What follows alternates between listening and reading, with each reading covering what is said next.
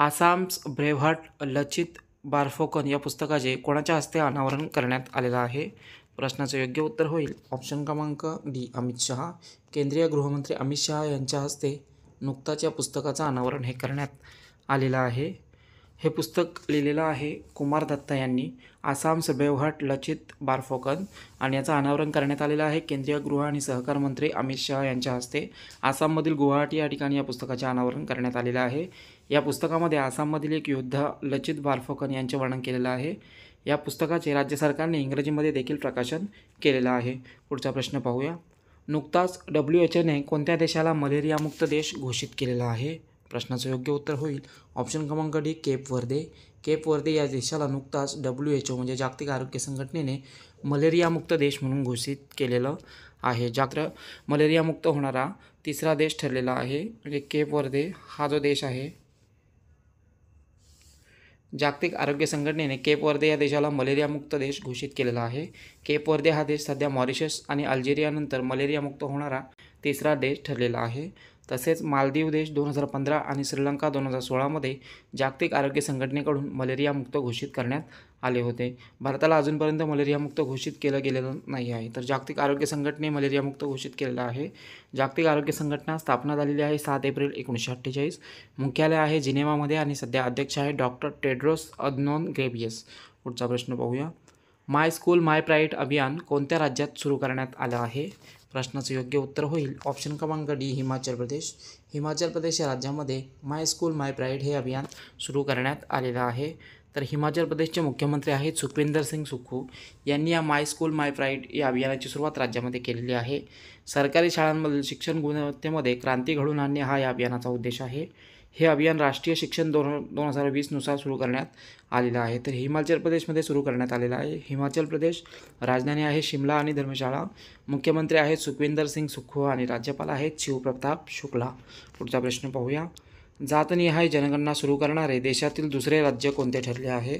प्रश्नाचे योग्य उत्तर होईल ऑप्शन क्रमांक सी आंध्र प्रदेश. आंध्र प्रदेश हे राज्य जातनिहाय जनगणना सुरू करणारे बिहारनंतर देशातील दुसरे राज्य ठरलेलं आहे. पहिलं राज्य आहे बिहार आणि आता ही जातीय जनगणना करणारे आंध्र प्रदेश हे देशातील दुसरे राज्य ठरलेले आहे. तर आंध्र प्रदेश राज्य सरकारने 28 जानेवारी 2024पर्यंत ही जनगणना पूर्ण करण्याचे उद्दिष्ट ठेवलेलं आहे. राज्य सरकार 94 वर्षामध्ये पहिल्यांदाच जातीनिहाय जनगणना करत आहे आणि या जनगणनेच्या माध्यमातून सरकार SC आणि ST यांचे राज्यातील प्रमाण किती आहे हे समजण्यासाठी ही जातनिहाय जनगणना करत आहे. तर आंध्र प्रदेशमध्ये होणार आहे. आंध्र प्रदेश राजधानी आहे अमरावती. मुख्यमंत्री आहेत YS जगनमोहन रेड्डी आणि राज्यपाल आहेत S अब्दुल नझीर. पुढचा प्रश्न पाहूया. पेप्सिको इंडिया कंपनीचे मुख्य कार्यकारी अधिकारी म्हणून कोणाला नियुक्त केलं गेलं आहे? प्रश्नाचं योग्य उत्तर होईल ऑप्शन क्रमांक सी जागृत कोटेचा. जागृत कोटेचे यांची पेप्सिको इंडिया कंपनीचे मुख्य कार्यकारी अधिकारी म्हणून नियुक्तीही करण्यात आलेली आहे. तर पेप्सिको कंपनी आहे यांनी अहमद अल शेख हे या अगोदरचे मुख्य कार्यकारी अधिकारी होते आणि यांच्या जागेवर आता जागृत कोटेचा यांची नियुक्तीही करण्यात आलेली आहे. कोटेचा मार्च 2024पासून या पदाचा पदभार सांभाळतील. पेप्सिको ही अमेरिकन बहुराष्ट्रीय कंपनी आहे. स्नॅक्स तसेच शीतपेय निर्माण करणारी ही कंपनी आहे आणि हिचे मुख्यालय न्यूयॉर्कमध्ये आहे. पुढचा प्रश्न पाहूया. 2024 वर्षासाठी किती बालकांना पंतप्रधान राष्ट्रीय बाल पुरस्कार देण्यात आलेले आहेत? प्रश्नाचं योग्य उत्तर होईल ऑप्शन क्रमांक बी 19 बालकांना 2024 या वर्षासाठीचा जो पंतप्रधान राष्ट्रीय बाल पुरस्कार आहे हा देण्यात आलेला आहे. तर 19 जणांना देण्यात आलेला आहे. धाडस, कला, संस्कृती, पर्यावरण, नाविन्यता, विज्ञान आणि प्रौद्योगिक, सामाजिक सेवा आणि क्रीडा श्रेणीमध्ये हे राष्ट्रीय बाल पुरस्कार दिले जातात.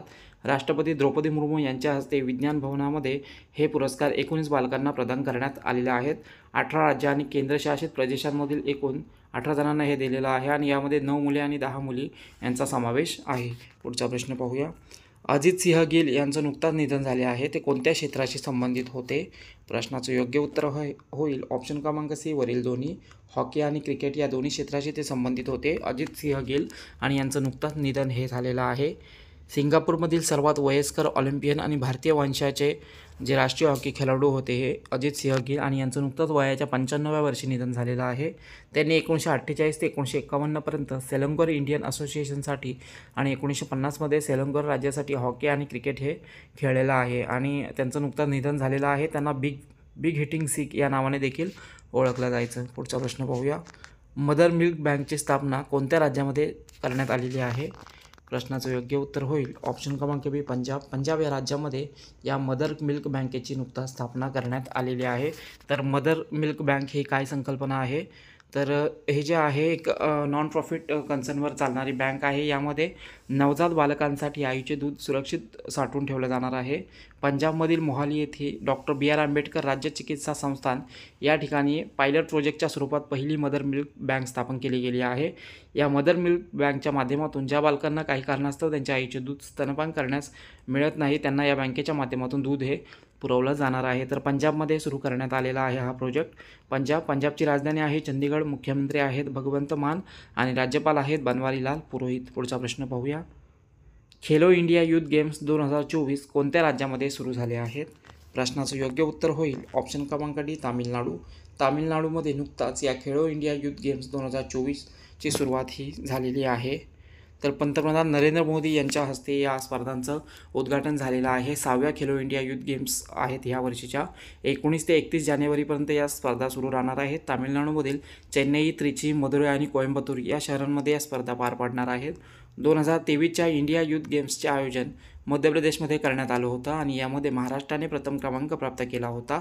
तर हरियाणा दुसऱ्या आणि मध्य प्रदेशने तिसरे स्थान या स्पर्धांमध्ये प्राप्त केलेलं होतं. पुढचा प्रश्न पाहूया. पंतप्रधान नरेंद्र मोदी यांनी महाराष्ट्रातील कोणत्या शहरामध्ये 8 अमृत प्रकल्प सुरू केला आहेत? प्रश्नाचं योग्य उत्तर होईल ऑप्शन क्रमांक सी सोलापूर. सोलापूरमध्ये महाराष्ट्रातील सोलापूरमध्ये हे जे आहेत 8 अमृत प्रकल्प पंतप्रधान नरेंद्र मोदी यांच्या हस्ते सुरू करण्यात आलेले आहेत. तर नरेंद्र मोदी महाराष्ट्रातील सोलापूर दौऱ्यामध्ये असताना सुमारे 2000 कोटी रुपयांच्या 8 अमृत म्हणजे अमृतचं फुल फॉर्म होतं Atal mission for rejuvenation and urban transformation या प्रकल्पांची पायाभरणीही केलेली आहे. आणि या कार्यक्रमादरम्यान त्यांनी महाराष्ट्रातील 10,000 लाभार्थ्यांना PM स्वनिधीच्या पहिल्या आणि दुसऱ्या हप्त्याचे वितरण देखील केलेलं आहे. त्याचप्रमाणे पंतप्रधान गरीब कल्याण योजना पुढील 5 वर्षांपर्यंत सुरू राहणार असल्याची घोषणा देखील त्यांनी केलेली आहे. पुढचा प्रश्न पाहूया. पक्के पागा हॉर्नबिल महोत्सव कोणत्या राज्यामध्ये आयोजित करण्यात आला आहे? प्रश्नाचं योग्य उत्तर होईल ऑप्शन क्रमांक बी अरुणाचल प्रदेश. अरुणाचल प्रदेश राज्यामधील हा उत्सव आहे पक्के पागा हॉर्नबिल महोत्सव आणि हा नुकताच आयोजित करण्यात आलेला होता. पांगा हॉर्नबिल जो उत्सव आहे याची 9वी आवृत्ती होती ही. आणि अरुणाचल प्रदेशमधील पक्के केसांग जिल्ह्यातील सेजोसा येथे यानिमित्त कार्यक्रम आयोजित करण्यात आलेला होता. 18 ते 20 जानेवारी दरम्यान या उत्सवाचे आयोजन करण्यात आलं होतं. हॉर्नबिल पक्ष्यांच्या संवर्धनासाठी हा उत्सव साजरा केला जात असतो. सन 2015मध्ये या उत्सवाची सुरुवात करण्यात आली आहे. अरुणाचल प्रदेशच्या पक्की व्याघ्र प्रकल्पात हॉर्नबिल पक्ष्याच्या 4 प्रजाती आढळतात. संस्कृती उत्सवांच्या पलीकडे शिकार आणि वृक्षतोड यांसारख्या हानिकारक प्रथांपासून दूर राहून पर्यायी उत्पन्नाचे स्रोत स्थापित करणे हा या उत्सवाचा मुख्य उद्देश आहे. पुढचा प्रश्न पाहूया. नुकतीच सशस्त्र सीमा बलाच्या महासंचालकपदी कोणाची नियुक्ती करण्यात आली आहे? प्रश्नाचं योग्य उत्तर होईल ऑप्शन क्रमांक सी दलजीत सिंग चौधरी यांची नुकताच सशस्त्र सीमा बलाच्या महासंचालकपदी नियुक्ती करण्यात आलेले आहे. वरिष्ठ IPS अधिकारी आहेत दलजीत सिंग चौधरी आणि यांना सशस्त्र सीमा बलाचे महासंचालक म्हणून नियुक्ती देण्यात आलेली आहे. 1990च्या उत्तर प्रदेश केडरचे अधिकारी आहेत. सध्या CRPFचे विशेष महासंचालक म्हणून ते कार्यरत आहेत. 2025पर्यंत त्यांची ही नेमणूक असणार आहे सशस्त्र सीमा बलाचे महासंचालक म्हणून. सशस्त्र सीमा बल हे भारत सरकारच्या गृह मंत्रालयाच्या प्रशासकीय नियंत्रणाखाली 5 केंद्रीय सशस्त्र बलापैकी एक आहे. चीन भारत युद्धानंतर चीनी सैन्यांच्या कारवायांचा प्रतिकार करण्यासाठी 1963मध्ये सशस्त्र सीमा बलाची स्थापनाही करण्यात आली. कॅलिफोर्नियामधील 2 सरकारी शाळांमध्ये कोणत्या भाषेला जागतिक भाषा म्हणून समाविष्ट करण्यात आलेला आहे? प्रश्नाचं योग्य उत्तर होईल ऑप्शन क्रमांक ए हिंदी. हिंदी या भाषेचा समावेश कॅलिफोर्नियामधील 2 सरकारी शाळांमध्ये अभ्यासक्रमांमध्ये करण्यात आलेला आहे. तर अमेरिकेमधील कॅलिफोर्निया सिलिकॉन व्हॅलीमध्ये असलेल्या 2 शासकीय शाळांमध्ये पहिल्यांदाच अभ्यासक्रमात हिंदी भाषेला जागतिक भाषेच्या स्वरूपात समाविष्ट करण्यात आला आहे. भारतीय अमेरिकन नागरिकांनी आपल्या मुलांना शाळांमध्ये हिंदी शिकवण्याची मागणी करत होते. यासाठी हे पाऊल उचललं गेलेलं आहे. कॅलिफोर्नियामध्ये भारतीय अमेरिकन नागरिक मोठ्या प्रमाणात राहतात. तर अमेरिकेची राजधानी आहे वॉशिंग्टन DC. चलन आहे अमेरिकन डॉलर आणि राष्ट्रपती आहे जो बायडन. पुढचा प्रश्न पाहूया. जॉय पुरस्कार 2024 सिने अभिनेत्री आलिया भट्ट हिला देण्यात आला आहे. हा कोणत्या देशाचा पुरस्कार आहे? प्रश्नाचं योग्य उत्तर होईल ऑप्शन क्रमांक बी सौदी अरब. सौदी अरब या देशाचा हा पुरस्कार आहे जॉय पुरस्कार आणि 2024चा हा पुरस्कार सिने अभिनेत्री आलिया भट्ट हिला देण्यात आलेला आहे. तर भारतीय अभिनेत्री आहे आलिया भट्ट सौदी अरबच्या जॉय अवॉर्डने सन्मानित होणारी पहिली भारतीय महिला ठरलेली आहे. जॉय पुरस्कार 2024मध्ये त्यांना ऑनररी एंटरटेनमेंट मेकर्ससाठी सन्मानित करण्यात आलेला आहे. आलिया भटच्या अगोदर अमिताभ बच्चन, शाहरुख खान आणि सलमान खान या भारतीयांना या पुरस्काराने सन्मानित करण्यात आलेला आहे. तर सौदी अरबचा हा पुरस्कार आहे. सौदी अरब, राजधानी आहे रियाद, चलन आहे सौदी रियाल, पंतप्रधान आहेत मोहम्मद बिन सलमान. पुढचा प्रश्न पाहूया. पुढील 5 वर्षासाठी IPL स्पर्धांची टायटल स्पॉन्सरशिप कोणत्या कंपनीला मिळालेली आहे? प्रश्नाचं योग्य उत्तर होईल ऑप्शन क्रमांक डी, टाटा ग्रुप. टाटा ग्रुपला पुढील 5 वर्षासाठी IPL स्पर्धांची टायटल स्पॉन्सरशिप ही मिळालेली आहे. टाटा सन्स प्रायव्हेट लिमिटेड 2024 ते 2028 पर्यंत आगामी 5 सत्रांसाठी IPLची टायटल स्पॉन्सरशिप प्राप्त करतील. तर या अगोदर टाटा ग्रुपने सन 2022 आणि 2023 या सत्रामध्ये टायटल स्पॉन्सरशिप केली होती. IPL इंडियन प्रीमियर लीग प्रशासक आहेत BCCI. पहिले संस्करण झाले होते 2008मध्ये. विजेता संघ होता राजस्थान रॉयल्स आणि मागच्या वर्षीचा 2023चा विजेता संघ होता IPLचा चेन्नई सुपर किंग्स.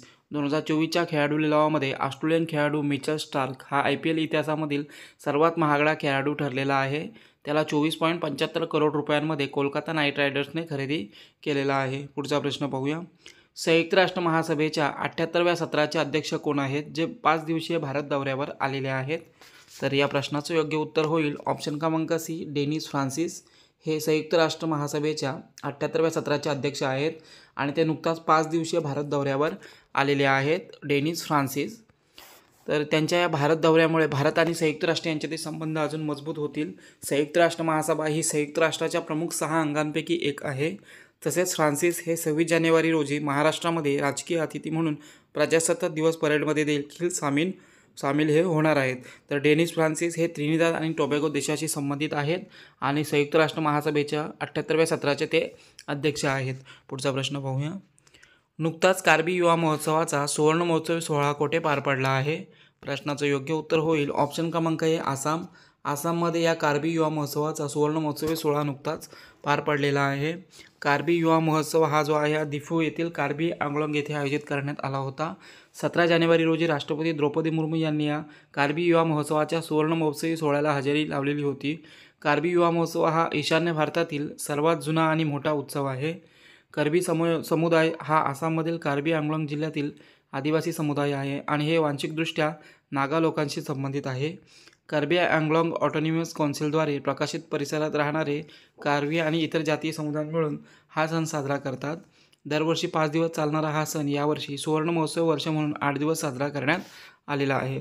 पुढचा प्रश्न पाहूया. संयुक्त अरब अमिरातकडून कोणाला आंतरराष्ट्रीय क्रीडा व्यक्तिमत्व पुरस्कार 2023 प्रदान करण्यात आला आहे? प्रश्नाचं योग्य उत्तर होईल ऑप्शन क्रमांक सी, जियानी इन्फेंटिनो यांना संयुक्त अरब अमिरातकडून आंतरराष्ट्रीय क्रीडा व्यक्तिमत्व पुरस्कार 2023 प्रदान करण्यात आलेला आहे.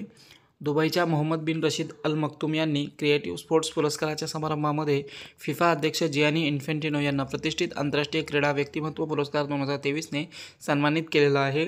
सन 2009मध्ये देशांतर्गत या पुरस्काराची सुरुवात करण्यात आली होती आणि पुढे 2012 पासून या आंतरराष्ट्रीय पातळीवर क्रीडा क्षेत्रातील उल्लेखनीय कामगिरीची दखल घेऊन हा पुरस्कार देण्यात येऊ लागला. पुढचा प्रश्न पाहूया. नुकताच 19व्या शतकातील गोरू जुदाई उत्सव कोठे सुरू झाला आहे? प्रश्नाचं योग्य उत्तर होईल ऑप्शन क्रमांक ए, नेपाळ. नेपाळमधील हा उत्सव आहे गोरू जुदाई उत्सव आणि हा नुकताच सुरू झालेला आहे नेपाळमध्ये. तर नेपाळमध्ये तारुका येथे हा वार्षिक बैल लढाई महोत्सवाचे आयोजन करण्यात आलेलं आहे. या सणाला गोरू जुदाई किंवा बैलांची लढाई या नावाने ओळखले जाते. 19व्या शतकात उत्सवाची सुरुवात करण्यात आली आहे आणि या उत्सवामध्ये संगीत आणि नृत्यांचा समावेश हा असतो. तर नेपाळमधील हा उत्सव आहे नेपाळ.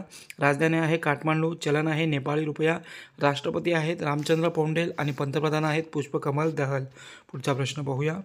आशियाई मॅरेथॉन चॅम्पियनशिप 2024मध्ये भारतीय धावपटू मानसिंह यांनी कोणते पदक मिळवलेलं आहे? प्रश्नाचं योग्य उत्तर होईल ऑप्शन क्रमांक बी, सुवर्णपदक मिळवलेलं आहे मानसिंह याने आशियाई मॅरेथॉन चॅम्पियनशिप 2024मध्ये. तर ह्या ज्या स्पर्धा आहेत ह्या हाँगकाँगमध्ये पार पडलेल्या आहेत, आशियाई मॅरेथॉन चॅम्पियनशिप स्पर्धा. आणि या स्पर्धेमध्ये भारतीय धावपटू मानसिंह याने सुवर्णपदक मिळवलेलं आहे. मानसिंह याने ही मॅरेथॉन 2 तास आणि 14 मिनिटे 19 सेकंदामध्ये पार केलेली आहे. पुढचा प्रश्न पाहूया. फोर्ब्सच्या अहवालानुसार जगातील सर्वात मजबूत चलन कोणते ठरले आहे? प्रश्नाचं योग्य उत्तर होईल ऑप्शन क्रमांक बी, कुवेती दिनार. कुवेती दिनार हे जे चलन आहे फोर्ब्सच्या एका अहवालानुसार जगातील सर्वात मजबूत चलन हे ठरलेलं आहे कुवेती दिनार. जगातील सर्वात शक्तिशाली चलन ठरलेलं आहे. बहरीनचं चलन बहरीनी दिनार हे जे आहे दुसऱ्या स्थानावर आहे. ओमानचे चलन ओमानी रियाल तिसऱ्या स्थानावर आहे. जगातील दुसऱ्या क्रमांकाचं जे चलन आहे युरो हे या यादीमध्ये 9व्या स्थानी आहे. तर अमेरिकन डॉलर 10व्या स्थानावर आहे.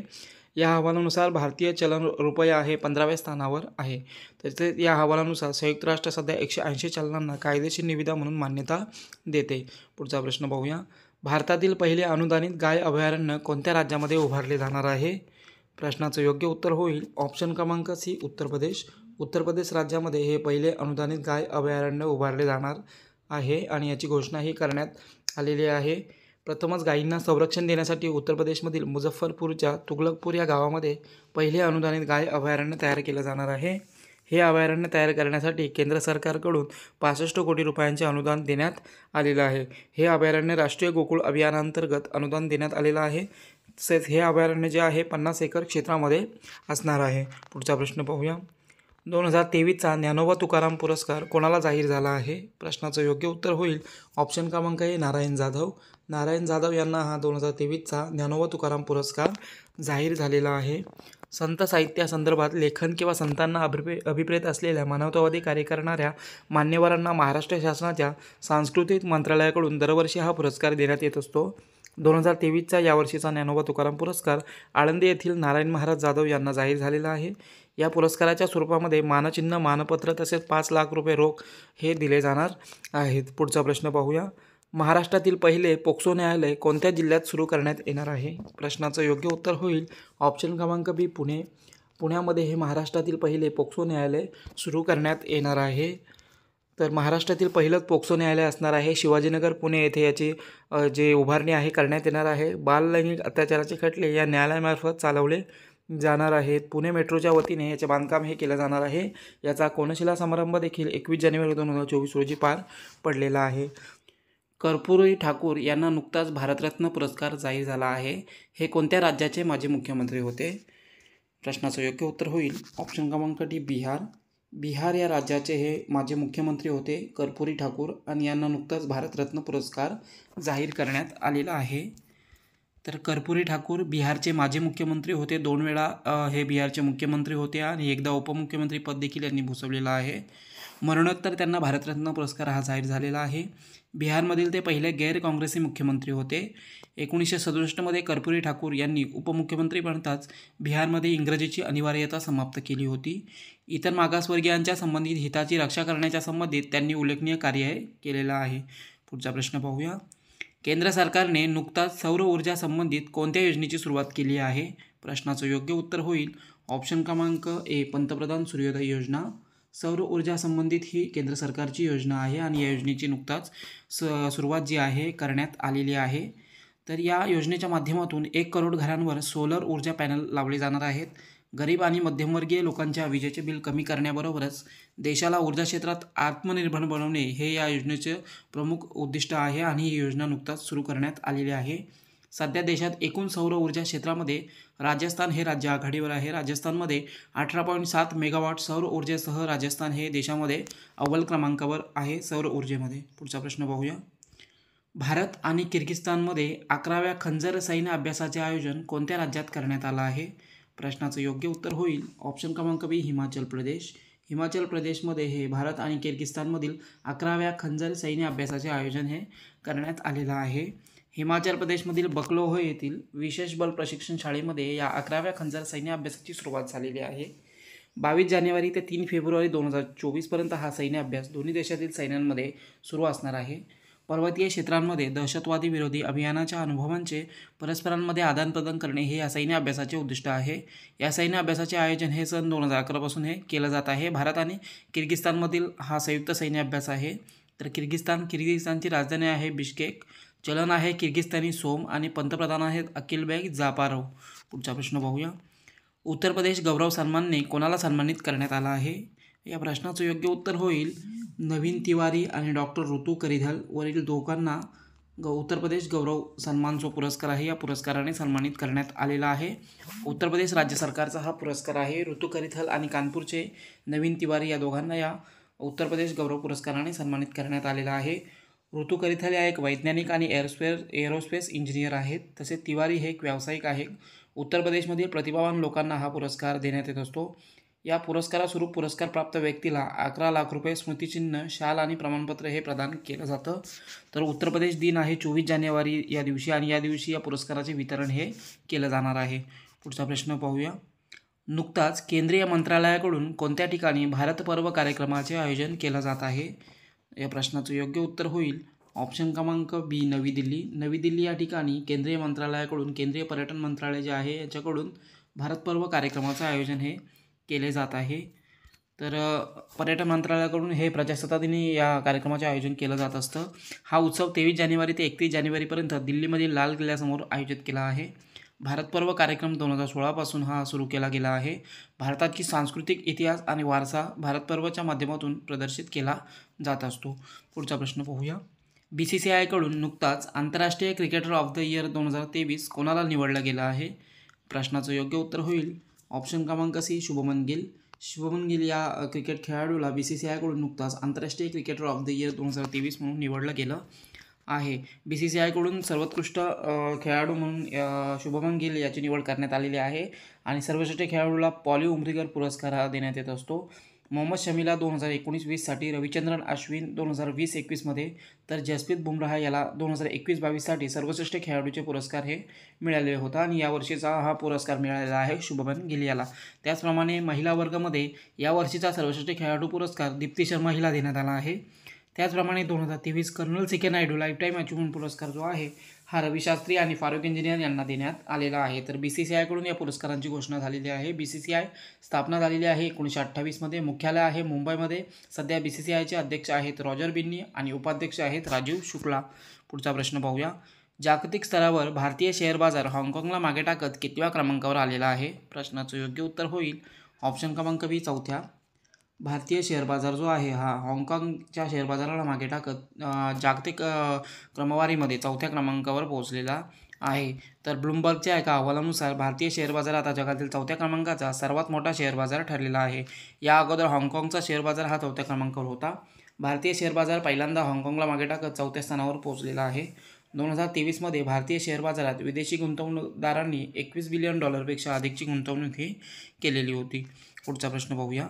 सुभाषचंद्र बोस आपत्ती व्यवस्थापन पुरस्कार 2024 कोणाला देण्यात आला आहे?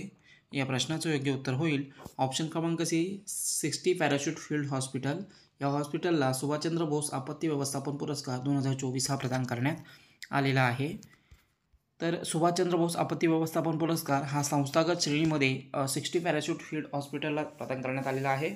हा पुरस्कार व्यक्ती आणि संघटनेद्वारे आपत्ती निवारणासाठी केलेल्या उल्लेखनीय कार्यासाठी देण्यात येत असतो. या पुरस्काराची सुरुवात ही सन 2019 पासून करण्यात आली आहे. या पुरस्काराअंतर्गत संस्थांसाठी 51 लाख रुपये आणि व्यक्तीसाठी 5 लाख रुपयांची धनराशी ही प्रदान केली जाते.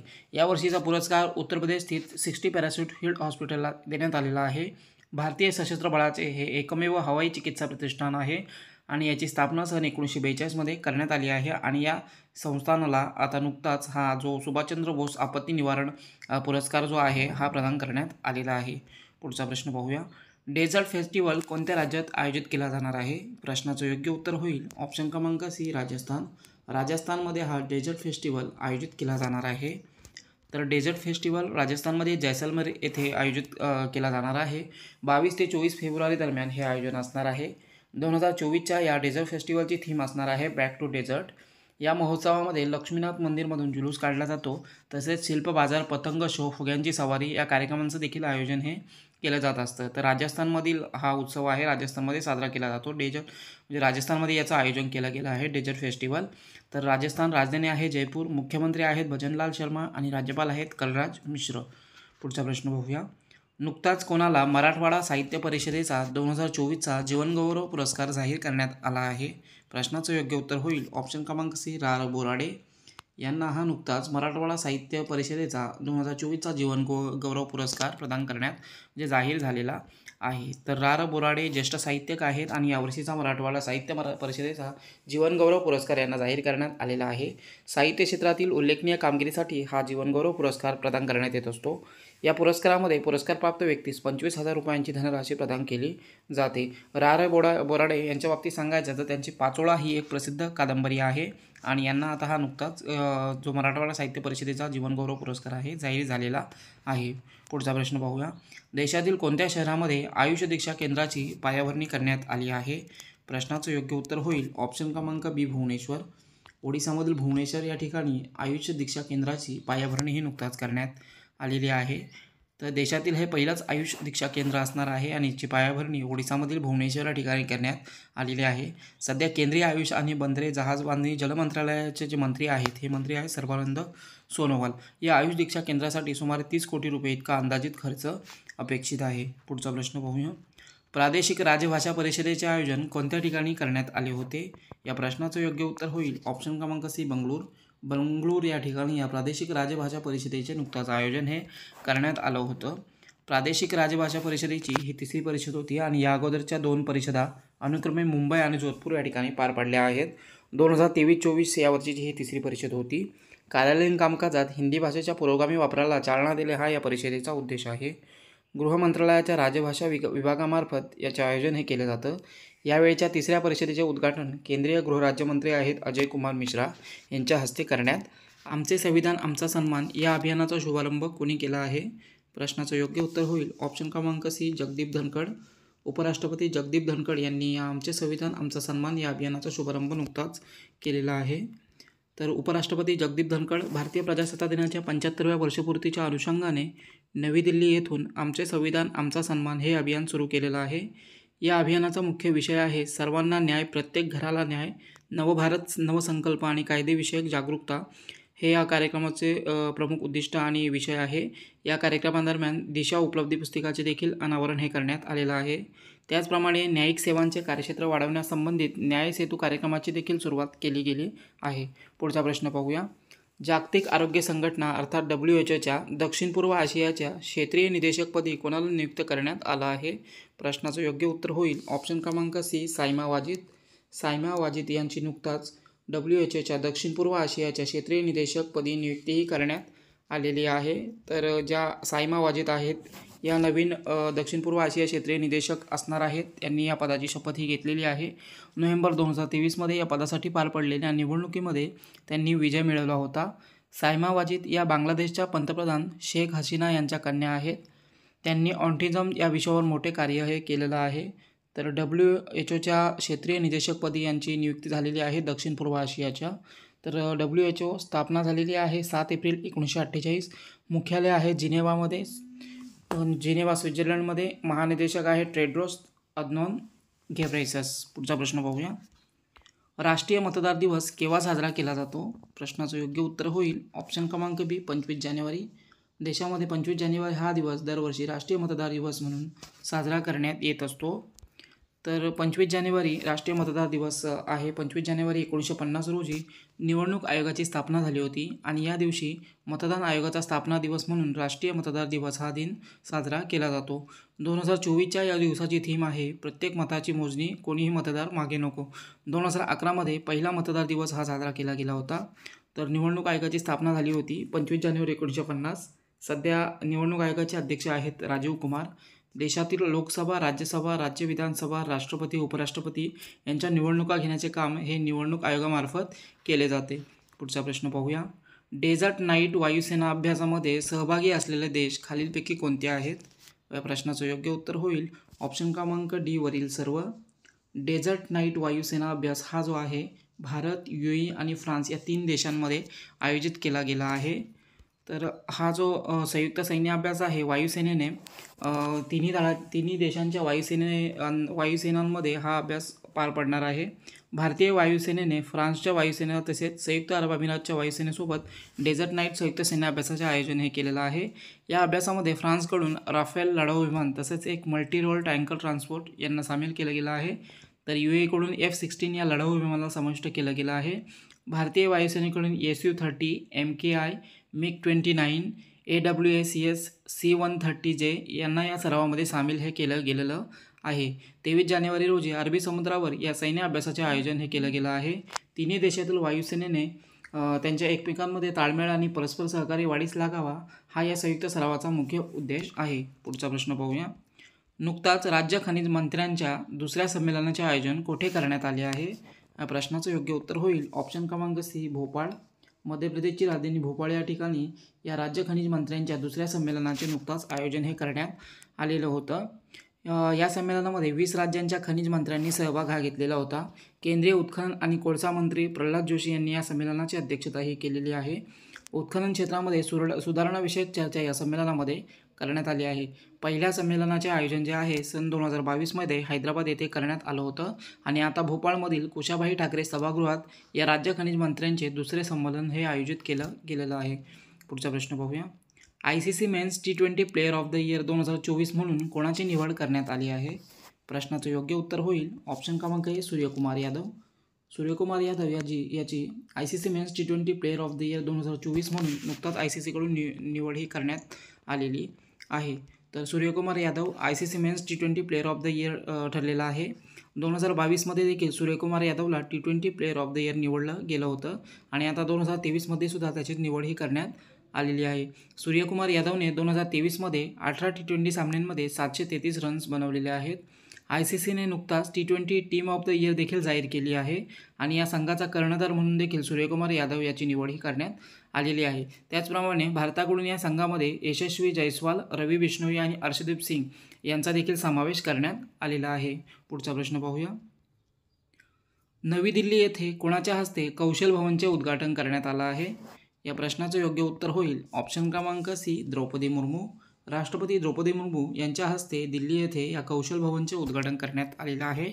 तर कौशल भवन जे आहे हे जे आहे कौशल्य विकास आणि उद्यमिता मंत्रालय यांच्या नवीन जे कार्यालय आहे याचं उद्घाटन करण्यात आलेलं आहे. कौशल भवनाची पायाभरणी 2019 करण्यात आली होती. या अत्याधुनिक कार्यालयाचा वापर कौशल्य विकास मंत्रालयाचे कार्यालय म्हणून करण्यात येणार आहे. सध्या कौशल्य विकास मंत्री आहेत धर्मेंद्र प्रधान. पुढचा प्रश्न पाहूया. नुकताच कोणाला RuPay prime volleyball league season 3चे ब्रँड ॲम्बॅसेडर बनवण्यात आलं आहे? प्रश्नाचं योग्य उत्तर होईल ऑप्शन क्रमांक बी, ऋतिक रोशन.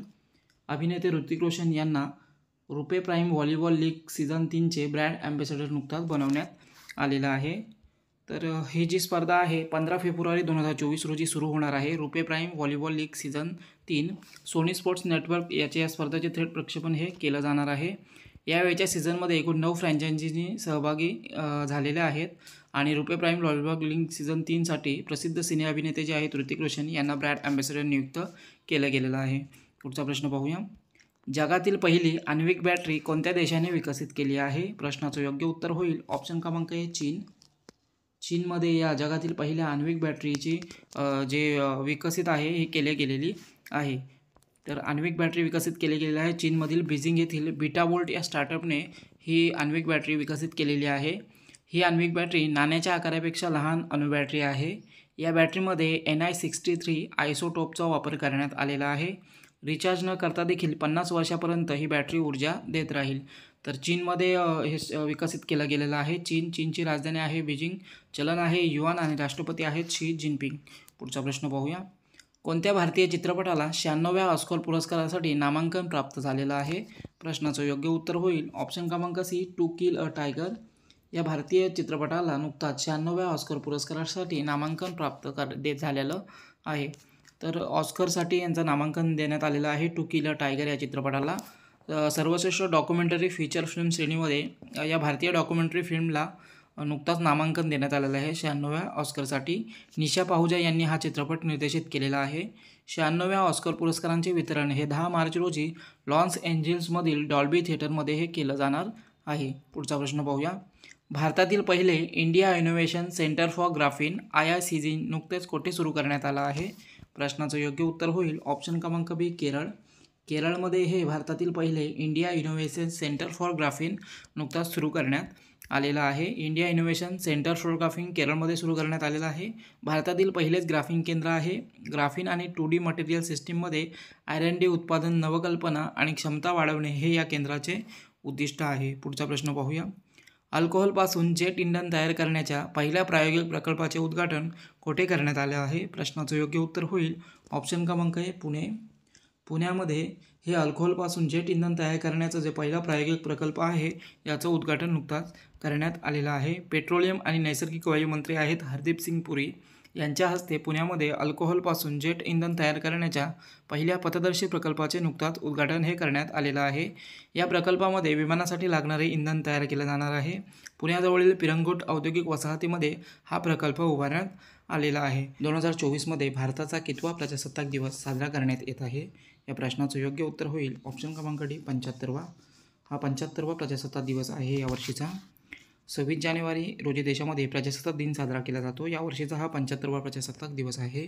भारतीय संविधान सभेने 26 नोव्हेंबर 1949 रोजी संविधान अंगीकार केले होते आणि 26 जानेवारी 1950 रोजी संविधान देशामध्ये लागू करण्यात आलं होतं. यावर्षीच्या प्रजासत्ताक दिनाचे प्रमुख पाहुणे म्हणून फ्रान्सचे राष्ट्राध्यक्ष इमॅन्युएल मॅक्रॉन यांची उपस्थिती राहणार आहे. या वर्षाच्या प्रजासत्ताक दिनानिमित्त जी परेड होणार आहे यामध्ये फ्रान्सचा एक दलसुद्धा सामील होणार आहे. यामध्ये 33 सदस्यीय बँड दल आणि 95 सदस्यीय मार्चिंग दलचा समावेश हा असणार आहे. महिला दस्त्यामध्ये पहिल्यांदा 100 महिला कलाकार या सामील होणार आहेत.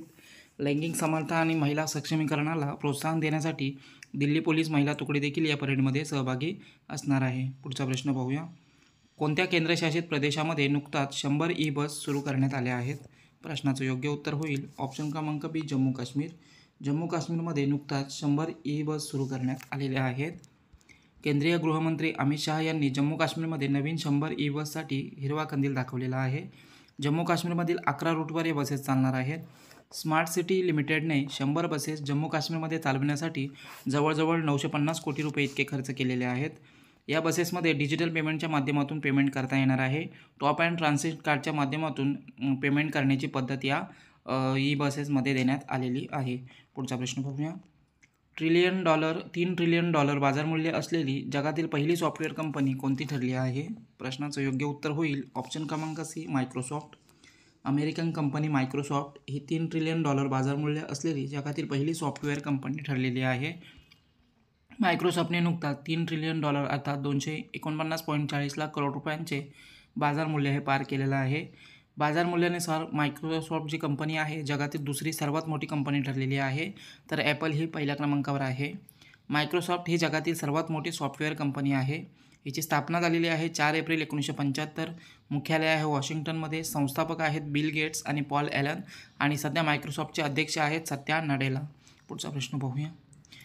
आपतानी कापड कोणत्या राज्याशी संबंधित आहे ज्याला नुकताच GI टॅग प्राप्त झाला आहे? प्रश्नाचं योग्य उत्तर होईल ऑप्शन क्रमांक सी अरुणाचल प्रदेश. हे जे आपतानी कापड आहे एक प्रकारचं वस्त्र आहे आणि हे अरुणाचल प्रदेश राज्याशी संबंधित असून याला नुकताच GI टॅग प्राप्त झालेला आहे. अरुणाचल प्रदेशमधील एकूण 12 उत्पादनांना नुकताच GI टॅग प्रदान करण्यात आलेला आहे. आत्तापर्यंत एकूण अरुणाचल प्रदेशमधील 18 उत्पादनांना हा GI टॅग देण्यात आलेला आहे. 12 उत्पादनात नुकताच भौगोलिक संकेतांकने देण्यात आलेले आहेत. त्यात आपतानी कापड, मोनपा आदी, गेलो, ताई खामती, निशी वस्त्र, मोनपा हस्तकागद, सिंगपो चहा, तसेच अपोंग दावो, आगन्यात बाजरी, मारवा अपो इत्यादी वस्तूंना हा GI टॅग प्रदान करण्यात आलेला आहे. तर अरुणाचल प्रदेशमधील आहे अरुणाचल प्रदेश, राजधानी आहे इटानगर, मुख्यमंत्री आहेत पेमा खांडू, राज्यपाल आहेत कैवल्य त्रिविक्रम पारनाईक. पुढचा प्रश्न पाहूया.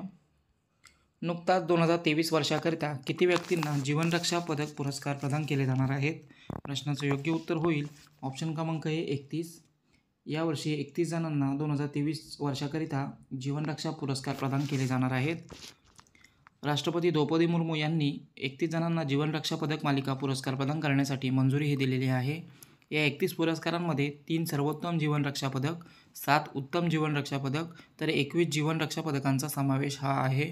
एकूण 3 श्रेणीमध्ये हे पुरस्कार प्रदान केले जातात. सर्वोत्तम जीवनरक्षा पदक, उत्तम जीवनरक्षा पदक आणि जीवनरक्षा पदक. ज्यांनी इतरांचे प्राण वाचवण्यासाठी मानवी धैर्याची अपवादात्मक कृती दाखवली आहे अशा व्यक्तींना हे पुरस्कार दिले जातात. या पुरस्कारांच्या माध्यमातून त्यांच्या साहस आणि निस्वार्थी कृत्याबद्दल त्यांना सन्मानित हे केलं जात असतं. पुढचा प्रश्न पाहूया. ICC men's one day cricketer of the year 2024 म्हणून कोणाची निवड करण्यात आली आहे? प्रश्नाचं योग्य उत्तर होईल ऑप्शन क्रमांक ए विराट कोहली. विराट कोहली याची ICC men's one day cricketer of the year 2023 निवड करण्यात आलेली आहे. तर भारतीय फलंदाज विराट कोहली चौथ्यांदा ICC men's one day cricketer of the year निवडला गेला आहे. या अगोदर विराट कोहलीला 2012, 2017, 2018 one day cricketer of the year ठरलेला होता. 2023 वर्षामध्ये विराट कोहलीने एकूण 27 वन डे सामने खेळलेले आहेत. त्यात त्याने 1377 रन्स बनवले आहेत. यात 6 शतके आणि 8 अर्धशतकांचा समावेश आहे. तसे त्याने 1 विकेट आणि 12 झेल देखील घेतलेले आहेत. तर महिला ICC one day cricketer of the year पाहायला गेलं तर श्रीलंकेच्या चमारी अतापतूला महिला ICC one day cricketer of the इयरचा पुरस्कार हा देण्यात आलेला आहे. पुढचा प्रश्न पाहूया. नुकताच पार पडलेल्या तिसऱ्या G77 दक्षिण शिखर परिषदेचे भारताचे प्रतिनिधित्व कोणी केले आहे? या प्रश्नाचं योग्य उत्तर होईल ऑप्शन क्रमांक C व्ही मुरलीधरन यांनी नुकताच पार पडलेल्या तिसऱ्या G77 दक्षिण शिखर परिषदेमध्ये भारताचे प्रतिनिधित्व हे केलेलं आहे. तर G77 दक्षिण शिखर परिषद युगांडातील कंपाला या ठिकाणी पार पडली आहे. 20 ते 23 जानेवारी दरम्यान या परिषदेचं आयोजन हे केलं गेलं होतं. या परिषदेला भारताकडून परराष्ट्र व्यवहार राज्यमंत्री श्री व्ही मुरलीधरन हे उपस्थित होते. G77 दक्षिण शिखर परिषदेची पहिली बैठक जी आहे 10 ते 14 एप्रिल 2000 रोजी क्युबा येथे, तर दुसरी परिषद 12 ते 16 जून 2005 रोजी हेल्डा कतार येथे पार पडली होती. 15 जून 1964 रोजी 77 विकसनशील देशांनी मिळून G77 समूहाची स्थापना ही केली होती. सध्या या समूहाच्या सदस्य देशांची संख्या 77 वरून वाढून 134 इतकी झालेली आहे. पुढचा प्रश्न पाहूया. नुकताच फ्रान्समध्ये पार पडलेल्या 2024 ग्रँड प्रिक्स कुस्ती स्पर्धेमध्ये कोणत्या भारतीय कुस्तीपटूने कांस्य पदक मिळवलेलं आहे? या प्रश्नाचं योग्य उत्तर होईल ऑप्शन क्रमांक C रविकुमार दहिया. या भारतीय कुस्तीपटूने या फ्रान्समध्ये ज्या पार पडलेल्या आहेत ग्रँड प्रिक्स कुस्ती स्पर्धा यामध्ये कांस्य पदक पटकावलेलं आहे. फ्रान्समधील निस येथे या स्पर्धा पार पडलेल्या आहेत. ग्रँड प्रिक्स डी ग्रँड्स हेनी डेग्लेन कुस्ती स्पर्धेमध्ये भारताच्या रविकुमार दहिया याने 61 किलो फ्रीस्टाईल कुस्तीमध्ये कांस्य पदक हे मिळवलेलं आहे. त्याने या स्पर्धेमध्ये कझाकिस्तानच्या कैरात अमिरातेवला पराभूत केलेला आहे. दुखापतीमुळे त्याला एप्रिलमधील आशियाई चॅम्पियनशिपसह 2023 संपूर्ण हंगामाला मुकावे लागलं होतं. ग्रँड प्रिक्स डी फ्रान्समध्ये विजयी पुनरागमन केल्याने दहियाचे 61 किलो फ्रीस्टाईल प्रकारात पुनरागमन हे झालेलं आहे. पुढचा प्रश्न पाहूया. मिस अमेरिका 2024 स्पर्धेचे विजेतेपद कोणी पटकावले आहे? प्रश्नाचं योग्य उत्तर होईल ऑप्शन क्रमांक A मॅडिसन मार्श हिने मिस अमेरिका 2024 स्पर्धेचे विजेतेपद हे पटकावलेलं आहे. तर 2024 मिस अमेरिका सौंदर्य स्पर्धा फ्लोरिडा ऑर्लॅंडो येथे आयोजित करण्यात आल्या होत्या. या स्पर्धेमध्ये हवाई दलाच्या पायलट असलेल्या मॅडिसन मार्श हिने सौंदर्य स्पर्धा जिंकलेली आहे. ती भौतिकशास्त्राची पदवीधारक आहे. 2018 पासून स्वादिपिंडाच्या कर्करोगाच्या संशोधनासाठी जागरूकता आणि निधी उभारण्यात ती सक्रियपणे सहभागी असते. तिच्या आईच्या स्मरणार्थ वडील आणि बहिणीसोबत मिळून व्हेटेनी मार्श फाउंडेशन ती चालवत आहे. 22 वर्षीय असलेली मॅडिसन मार्श ही मिस वर्ल्ड स्पर्धा 2024मध्ये अमेरिकेचे प्रतिनिधित्व करणार आहे. पुढचा प्रश्न पाहूया. DCB बँकेचे व्यवस्थापकीय संचालक आणि मुख्य कार्यकारी अधिकारी म्हणून कोणाची नियुक्ती करण्यात आली आहे? या प्रश्नाचं योग्य उत्तर होईल ऑप्शन क्रमांक C प्रवीण कुट्टी. प्रवीण कुट्टी यांची DCB बँकेचे व्यवस्थापकीय संचालक आणि मुख्य कार्यकारी अधिकारी म्हणून नियुक्ती करण्यात आलेली आहे. प्रवीण कुट्टी भारतीय रिझर्व्ह बँकेने DCB बँकेचे MD आणि CEO म्हणून त्यांना मान्यता दिलेली आहे. 29 एप्रिल 2024 पासून त्यांचा कार्यकाळ सुरू होणार आहे. पुढील 3 वर्षासाठी ते या पदावर कार्यरत राहणार आहेत. त्यांना रिटेल बँकिंग SME बँकिंगमध्ये 32 वर्षाचा अनुभव आहे. या अगोदर त्यांनी सिटी बँकमध्ये देखील सेवा दिलेली आहे. DCB बँकेमध्ये रिटेल MSME SME आणि कृषी बँकिंगची जबाबदारी त्यांच्याकडे असणार आहे. 28 एप्रिल 2024 रोजी मुरली नटराजन यांचा कार्यकाळ संपल्यानंतर त्यांची नियुक्ती लागू होणार आहे. पुढचा प्रश्न पाहूया. 14वी अखिल भारतीय पोलीस कमांडो स्पर्धा कुठे आयोजित करण्यात आली आहे? प्रश्नाचं योग्य उत्तर होईल ऑप्शन क्रमांक D विशाखापट्टणम. आंध्र प्रदेशमधील विशाखापट्टणम या ठिकाणी 14वी अखिल भारतीय पोलीस कमांडो स्पर्धा ही आयोजित करण्यात आली आहे. 14वी अखिल भारतीय पोलीस कमांडो स्पर्धा 22 जानेवारी 2024 रोजी विशाखापट्टणम येथील AP पोलीस ग्रेहाउंड प्रशिक्षण केंद्रामध्ये आयोजित करण्यात आले आहे. या कार्यक्रमाचे उद्घाटन विशाखापट्टणमचे पोलीस आयुक्त आहेत A रविशंकर यांच्या हस्ते करण्यात आलं आहे. या स्पर्धेसाठी 16 राज्यांनी आपले एलिट कमांडो फोर्स पाठवलेले आहेत. या स्पर्धा एका आठवड्यात 5 टप्प्यात आयोजित करण्यात आल्या आहेत. सहभागी फोर्सचे कौशल्य, तग धरण्याची क्षमता आणि टीमवर्कची चाचणी या स्पर्धांमध्ये घेतली जाणार आहे. इंटेलिजन्स ब्युरो IBची एक तज्ज्ञ टीम या कमांडोंचे मूल्यांकन हे करणार आहे. पुढचा प्रश्न पाहूया. जगातील सर्वात उंच राम मंदिर कोठे बांधले जाणार आहे? प्रश्नाचं योग्य उत्तर होईल ऑप्शन क्रमांक B पर्थ. ऑस्ट्रेलियामधील पर्थ या ठिकाणी जगातील सर्वात उंच राम मंदिर हे उभारण्यात येणार आहे. ऑस्ट्रेलियामधील पर्थ शहरामध्ये जगातील सर्वात उंच राम मंदिर बांधले जाणार आहे. या मंदिराची उंची अंदाजे 721 फूट इतकी असणार आहे. ऑस्ट्रेलियातील पर्थ शहरामध्ये श्रीराम वैदिक अँड कल्चरल ट्रस्टतर्फे राम मंदिर बांधलं जाणार आहे. या ट्रस्टचे अध्यक्ष आहेत डॉक्टर दिलावर सिंग. हे मंदिर 150 एकर जागेमध्ये उभारण्यात येणार आहे. मंदिर परिसरात हनुमान वाटिका, सीता वाटिका, जटायू बाग, शबरी वन, जामवन सदन, नल टेक्निकल आणि गुरु वशिष्ठ नॉलेज सेंटर उभारण्यात येणार आहे. मंदिरामध्ये शिवसप्तसागर नावाचा तलाव देखील बांधण्यात येणार असून यामध्ये भगवान शंकरांची 51 फुटाची मूर्ती बसवण्यात येणार. RBIने जाहीर केलेल्या पंचायत राज संस्थांच्या आर्थिक अहवालानुसार कोणते राज्य एका ग्रामपंचायतीवर सर्वाधिक खर्च करते? प्रश्नाचं योग्य उत्तर होईल ऑप्शन क्रमांक डी, पश्चिम बंगाल.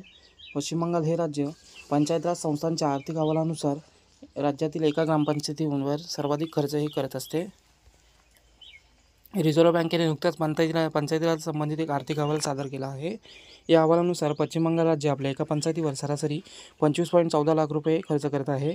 हे प्रमाण इतर राज्यांच्या तुलनेत खूप मोठे आहे. त्यानंतर क्रमांक लागतो गुजरातचा. गुजरात फक्त 3.34 लाख रुपये प्रत्येक पंचायतीवर खर्च करते. तर मध्य प्रदेश हे राज्य 3.92 लाख रुपये प्रत्येक पंचायतीवर खर्च करते. यामध्ये सर्वात कमी खर्चाचे प्रमाण हे बिहार राज्याचे असून बिहार प्रत्येक ग्रामपंचायतीवर फक्त 63,000 रुपये इतका खर्च करते. देशामध्ये एकूण 2,55,623 ग्रामपंचायती आहेत आणि त्यांना 95% पेक्षा जास्त महसूल हा केंद्र आणि राज्य सरकारकडून अनुदान स्वरूपात मिळत असतो. पुढचा प्रश्न बघूया. राष्ट्रपती द्रौपदी मुर्मू यांनी सशस्त्र दलाच्या किती जवानांना शौर्य पुरस्कारांनी सन्मानित केलं आहे? योग्य उत्तर होईल ऑप्शन क्रमांक सी, 80. एकूण 80 शौर्य पुरस्कार जे आहेत हे देण्यात आलेले आहे सशस्त्र दलाच्या जवानांना. तर दरवर्षी प्रजासत्ताक दिनाच्या दिवशी राष्ट्रपतींकडून हे शौर्य पुरस्कार प्रदान केले जातात. यावेळी 80 जणांना हे पुरस्कार प्रदान केले गेले आहेत. यामध्ये 12 मरणोत्तर पुरस्कार देण्यात आलेले आहेत. यामध्ये 6 कीर्तीचक्र, 3 मरणोत्तर, 16 शौर्यचक्र, 2 मरणोत्तर, 53 सेना मेडल, 7 मरणोत्तर तसंच 1 नौसेना आणि 4 वायुसेना मेडल यांचा समावेश आहे. त्याचप्रमाणे भारतीय तटरक्षक दलाचे मुख्य महासंचालक आहेत राकेश पाल यांना अतिविशिष्ट सेवा पदकाने सन्मानित करण्यात आलेलं आहे. त्याचप्रमाणे भारतीय नौदलाचे उपप्रमुख व्हाईस ॲडमिरल दिनेश के त्रिपाठी यांना परम विशिष्ट सेवा पदक देण्यात आलेलं आहे. पुढचा प्रश्न बघूया. कोणत्या देशामध्ये जगात पहिल्यांदाच लहान मुलांसाठी मलेरियाचे लसीकरण सुरू झाले आहे? प्रश्नाचं योग्य उत्तर होईल ऑप्शन क्रमांक बी, कॅमेरून. कॅमेरून या देशामध्ये जगात पहिल्यांदाच लहान मुलांसाठी मलेरियाचे लसीकरण नुकताच सुरू करण्यात आलेलं आहे. तर कॅमेरून देशामध्ये जगातील पहिल्या मलेरियाचे लसीकरण लहान बाळकांसाठी सुरू झालेलं आहे. या अभियानांतर्गत देशातील 2.5 लाख बालकांचे लसीकरण हे केलं जाणार आहे. या लसीचं नाव आहे मॉस्किरोक्स. यामध्ये 2021मध्ये ही लस जी आहे स्वीकृत केली गेली आहे. जगात लहान मुलांसाठी मलेरियाचे लसीकरण सुरू करणारा कॅमेरून पहिलाच देश ठरलेला आहे. ही लस प्लाझ्मोडियम परजीवीविरुद्ध 30% प्रभावी आहे. कॅमेरून हा देश मध्य आणि पश्चिम आफ्रिकेमध्ये स्थित देश आहे. कॅमेरून राजधानी आहे याऊंडे. चलन आहे मध्य आफ्रिकी CF फ्रंक आणि पंतप्रधान आहेत जोसेफ नगुते. पुढचा प्रश्न पाहूया. थायपुसम हा सण कोणत्या समुदायाकडून साजरा केला जातो? या प्रश्नाचं योग्य उत्तर होईल ऑप्शन क्रमांक बी, तामिळ हा जो समुदाय आहे हा थाईपुसम हा सण साजरा करत असतो. तर तमिळ समुदाय आहे थाईपुसम सण साजरा केला जातो. भगवान मुरुगन यांची पूजा केली जाते. भगवान मुरुगन हे भगवान शिव आणि देवी पार्वती यांचे पुत्र कार्तिकेय आहेत. तमिळ समुदाय या उत्सवामध्ये भगवान मुरुगन यांची पूजा करतात. हा उत्सव दक्षिण भारतामध्ये साजरा केला जातो. या उत्सवाला वाईटावर चांगल्याचा विजय म्हणून देखील या उत्सवाला ओळखले जाते. पुढचा प्रश्न पाहूया. नुकताच पंतप्रधान नरेंद्र मोदी यांनी कोणत्या शहरामध्ये 19,100 करोड रुपयेपेक्षा अधिकच्या योजनांचे उद्घाटन केलं आहे? प्रश्नाचं योग्य उत्तर होईल ऑप्शन क्रमांक डी, बुलंदशहर. उत्तर प्रदेशमधील बुलंदशहर या ठिकाणी पंतप्रधान नरेंद्र मोदी यांनी 19,100 करोड रुपयांपेक्षा अधिकच्या योजनांचे नुकताच उद्घाटन हे केलेलं आहे. तर उत्तर प्रदेशमधील हे ठिकाण आहे आणि या ज्या परियोजना आहेत यामध्ये रेल्वे, रस्ते, तेल आणि गॅस, शहरी विकास, आवास योजना यांसारख्या योजनांचा समावेश आहे. इंडियन ऑइलच्या 255 किलोमीटरच्या टुडला गवारिया पाईपलाईनचे उद्घाटन देखील नरेंद्र मोदी यांनी केलेलं आहे. जवळजवळ 700 करोड रुपयांची ही योजना आहे. बुलंदशहरमध्ये या योजनांचा विकास कामांचं उद्घाटन हे करण्यात आलेलं आहे. पुढचा प्रश्न पाहूया. 2024साठी किती जणांना पद्म पुरस्कारांची घोषणा करण्यात आलेली आहे? प्रश्नाचं योग्य उत्तर होईल ऑप्शन क्रमांक डी, 132 पद्म पुरस्कारांची नुकताच राष्ट्रपतींनी घोषणाही केलेली आहे. तर हे जे पुरस्कार आहेत 132 यामध्ये पद्मविभूषण 5 असणार आहेत, पद्मभूषण 17 आणि पद्मश्री 110 असे एकूण 132 पद्म पुरस्कारांची घोषणा राष्ट्रपतींकडून करण्यात आलेली आहे. त्याचप्रमाणे 2024मध्ये भारतरत्न पुरस्कार जननायक कर्पूरी ठाकूर यांना देण्यात आलेला आहे. या पद्म पुरस्कारांमध्ये 30 महिला, 8 विदेशी भारतीय आणि 9 लोकांना मरणोपरांत पद्म पुरस्कार दिले गेले आहेत. 3 श्रेणीमध्ये पद्म पुरस्कार दिले जातात: पद्मविभूषण, पद्मभूषण आणि पद्मश्री. भारतरत्ननंतर दुसऱ्या क्रमांकाचा सर्वोच्च सन्मान हा पद्मविभूषण हा पुरस्कार आहे. एकूण 5 जणांना पद्मभूषण पुरस्कार हा देण्यात आलेला आहे. पद्मविभूषण पुरस्कार हा देण्यात आलेला आहे. पुढचा प्रश्न पाहूया. नुकताच पार पडलेल्या भारत नायजेरिया संयुक्त आयोगाच्या बैठकीची सहअध्यक्षता कोणी केली आहे? प्रश्नाचं योग्य उत्तर होईल ऑप्शन क्रमांक डी डॉक्टर एस जयशंकर. विदेश मंत्री आहे डॉक्टर एस जयशंकर यांनी भारत नायजेरिया संयुक्त आयोगाच्या बैठकीची सहअध्यक्षता केलेली आहे. तर ही बैठक कुठे पार पडलेली आहे? तर भारत नायजेरिया संयुक्त आयोगाची बैठक पार पडलेली आहे लागोस नायजेरिया येथे पार पडलेली आहे. यावेळी भारताकडून डॉक्टर एस जयशंकर हे नायजेरियाच्या अधिकृत दौऱ्यावर होते. परराष्ट्र मंत्र्यांचा हा नायजेरियाचा पहिला दौरा होता. या संयुक्त आयोगाच्या बैठकीमध्ये युसुफ तुगर यांच्या समवेत डॉक्टर एस जयशंकर यांनी या बैठकीचे सहअध्यक्षपद भूषविलेले आहे. एस जयशंकर यांच्या अध्यक्षतेखाली पश्चिम आफ्रिकेतील भारतीय राजदूतांची बैठक देखील झालेली आहे. यावेळी त्यांनी नायजेरियातील भारतीय समुदायाशी भारताचा कोविड प्रतिसाद, आर्थिक पुनर्प्राप्ती, राहणीमान सुलभता आणि अंतराळातील उपलब्धी आणि डायस्पोरा याबद्दल चिंता या विषयावर चर्चाही केलेली आहे. पुढचा प्रश्न पाहूया. डकार रॅली 2024 जिंकणारे सर्वात वयस्कर व्यक्ती कोण ठरले आहेत? प्रश्नाचं योग्य उत्तर होईल ऑप्शन क्रमांक सी कार्लोस सेन्स हे डकार रॅली जिंकणारे सर्वात वयस्कर व्यक्ती ठरलेले आहेत. कार्लोस सेन्स वयाच्या 61व्या वर्षी यांनी ही डकार रॅली जिंकून इतिहास रचलेला आहे. या विजयासह कार्लोस सेन्स या शर्यतीत सर्वात वयस्कर विजेता ठरलेले आहेत. रेडबुलचे ड्रायव्हर असलेले कार्लोस सेन्स हे एल मॅटाडोर म्हणून देखील ओळखले जातात.